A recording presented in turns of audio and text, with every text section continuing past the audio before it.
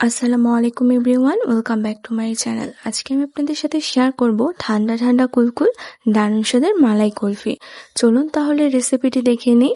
তবে তার আগে সবার কাছে অনুরোধ করব, যারা এখন আমার চ্যানেলটি সাবস্ক্রাইব করেননি, সাবস্ক্রাইব কর।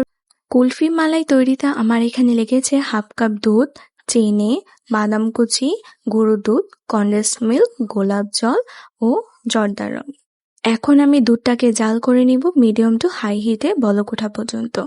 দুধে বলক উঠে এসেছে, এখন এটা আমি ভালোভাবে নেড়ে দেব। অন্যদিকে একটি বাটিতে 1 চা চামচ দুধ নিয়ে এতে ফুড কালার দিয়ে ভালোভাবে মিক্স করে নিচ্ছি।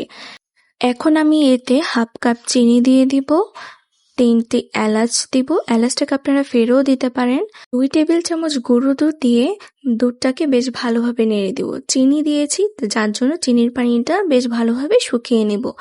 দুধের উপরে যে সরটা পড়েছে সেই সরটাকে বেশ ভালোভাবে ফিটিয়ে দিলে মালাই কুলফিটা খেতে কিন্তু বেশ ভালো লাগে। এখন এতে ফুড কালারটা দিয়ে দিব আর 1 চা চামচ কনডেন্সড মিল্ক দিব। কনডেন্সড মিল্কটা আমি কম দিয়েছি কারণ চিনি দেওয়া হয়েছিল, কিন্তু ফ্লেভারের জন্য কনডেন্সড মিল্ক দেওয়া হয়েছে। এখন আমি বেশ ভালোভাবে দুধটাকে ঘন করে নিব।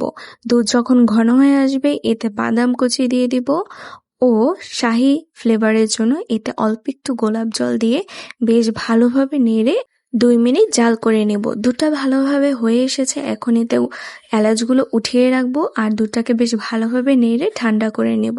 দুধ ঠান্ডা হয়ে আসলে একটি গ্লাসে ঢেলে নিব, তাহলে আইস মোল্ডে ঢালতে খুব সুবিধা হবে।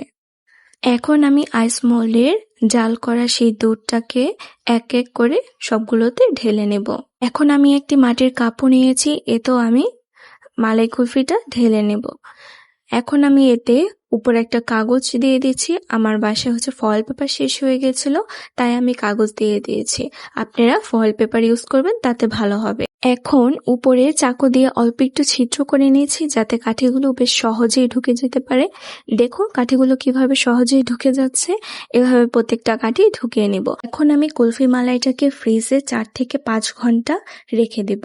4-5 ঘন্টার পর আমার মালাই কুলফিটা একদম জমে গেছে। এখন আমি সবগুলো কাগজ খুলে আইসক্রিমের মোল থেকে আইসক্রিমগুলো খুলে নিচ্ছি। খুব পারফেক্টলি ভাবে আমার আইসক্রিমগুলো জমে গেছে, এবং দেখতেও খুব সুন্দর হয়েছে। যেহেতু এখন সামার শুরু হয়ে গেছে, তাই আপনারা বাসায় এই মালাই কুলফিটি তৈরি করে খেতে পারেন। আমার রেসিপিটি আপনাদের কাছে কেমন লেগেছে অবশ্যই কমেন্ট করে জানাবেন, এবং লাইক শেয়ার করে সাথে থাকবেন। আল্লাহ হাফিজ।